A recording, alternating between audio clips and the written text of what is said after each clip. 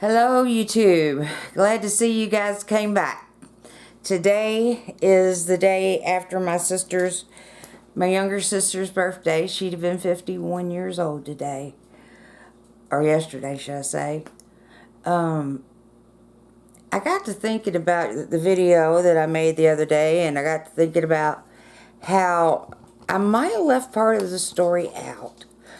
And I guess it was kind of an important part of the story. Well, no, what? I don't guess it was. And that is who took care of me after I got shot. And who, there was other people involved and not just me. My older sister, Teresa, she was in the hospital at the same time I was. She was suffering from stage 4 cancer. And her back looks like a map of little roads and stuff. She's got titanium disc around her neck and everything else. Well, the same time I got shot, she was in another hospital trying to get rid of the cancer that was in her body. And my mom and dad were driving back and forth in order to try and take care of both of us. Now, my older sister knew a little about a lot, and she told him, she said, "Don't worry about me, I'll be all right. But Macy's going to need your help more than I am." And she made them agree that they would come over and take care of me. So that's what they did. And I don't know why, but I didn't realize Teresa was even in the hospital. There's a lot of things that were really obliterated from my memory because of the tragic, I guess you would call it tragicness, of what happened. And so Mom and Dad came over and helped me. And Mom came over one day and she said that she could hear me screaming from the elevators. And I don't remember quite all of this. I do remember why I was doing it. Hang on just a second. Yeah, I get something to drink. It's my medicines that do this. But anyway, the reason why I was doing it is because a doctor in training, get this, with no support system with me or anything, told me that I was never going to walk again. And she didn't say it in a professional manner. She just, matter of fact, that, I was paralyzed. I don't know what happened after that. I remember Mom saying, "I need you to get out of here," and telling this woman to leave. And trying to get me back down to earth enough to where I could understand why and what happened.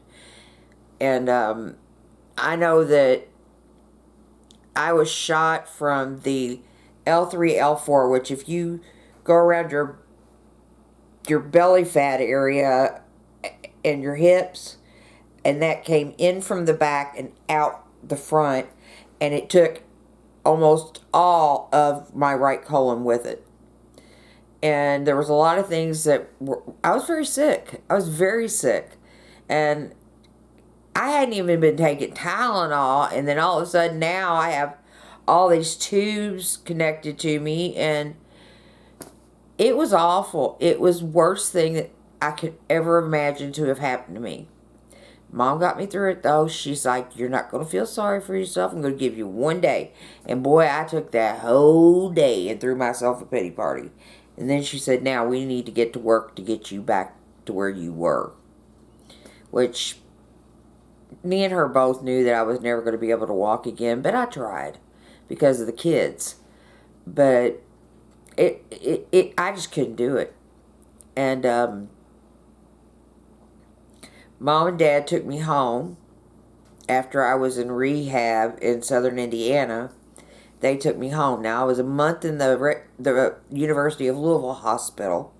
Then they transferred me to rehab over in Indiana because that's where I lived. And then after I got out of there, Mom and Dad took me home to their house. And they had put a ramp up. My brother and my dad had made a ramp so that I could get in the house. And I don't know it's funny how the mind works, but I was thinking at that time that I was just going to go back to my house where I was living at, and I was thinking, I got, laundry to do. I've got all this other stuff to do, and it just had not dawned on me, not exactly the way it should have, that I was going to be needing a lot of help and that I was never going back home. That this was my new normal. And Mom and Dad would come in because they had to be trained to take the bandages out of the packing they had on me, put fresh packing in, and then it looked like a football dressing, and they'd cinch you up. And what it was is I was butterflied like this, open, and it stayed like that for, I guess, 3-4 months, and it slowly healed to shutting on my stomach. And the reason it was like that is because I got an infection, and they had to do surgery in my hospital room, because he said if he had it his way, I'd have been wrapped in cotton and not allowed to move. But they did end up knocking me out for about 2 weeks, and that's right before Christmas. And the kids came in, my baby boys, and they were 6 and 9 at the time, and my youngest one says, "Mommy, you ain't got no Christmas tree." And I'll never forget that. And no, the oldest one said that, and then the youngest one said, "And you ain't got no ornaments." Well, my mom had went out and got one of these little $2 Christmas trees that was about that big, and 101 Dalmatians were being done at the McDonald's, and they were little ornaments, kind of, from 101 Dalmatians.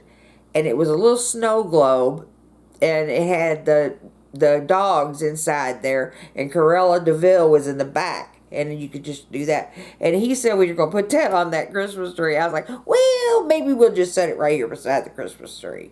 When the boys were there, I tried to act like nothing was too bad. They always gave me an extra thing of morphine before the kids got there. That way I could enjoy being with them and not be in too much pain that I couldn't handle it. But my oldest son, he would never come near me. He always stood at the door. And my youngest boy, he would come up and love on Mama. But my oldest boy just couldn't do it. It was too much. And looking back at it now at 54 years of age, those kids went through hell. They really did. Mom and Dad, slowly but surely, like Humpty Dumpty, they put me back together again. It took years, not months. And I had to learn the long way of how to be in a wheelchair, because I didn't have insurance. I didn't have anything at that time. And basically they had to send me home because there was no insurance, there was no money, and I didn't have any way of paying these people. I mean, it was over $200,000 in '96 just to get me to the hospital. That's let alone all the surgeries I had. So, yeah, that was bad. That's why they sent me home with Mom and Dad. Basically, they sent me home to die, because there was no money for doctors to help save me. But yeah, that's where some of it has went. And now I've gotten you up to where Mom and Dad were taking care of me. My kids now are having to accept the fact that Mom's in a wheelchair, and that this is going to be our new normal. So the next time I see you guys, I'll try to tell you some of the things that Mom and Dad did to get me basically back on my feet enough to where I could take care of the kids, get an apartment of my own, and me and the kids could try and put ourselves back as closely as we could to a family. But yeah, there was a lot of people. Every one of my ex-husbands showed up at the hospital. the boy's dad showed up because he needed to talk to me about how to handle it with the boys, because we'd always worked together trying to raise the kids. And then, and he was a great guy. He was a good dad. And my first husband and his wife, they come up, and when I woke up, I thought I died and went to hell. Because I'd had all my ex-husbands up there. I'd had the man who shot me's mom, sisters, everybody was up there. And that's the first thing I did when I woke up. They were standing over me. And I thought that I died and went to hell. But there was a lot of things that really did happen. But, you don't hear the rest of the story when the news bits and bites and stuff like that. Nobody hears the rest of the story. And so I thought what would be neat is just to tell it. And that way people know what happened.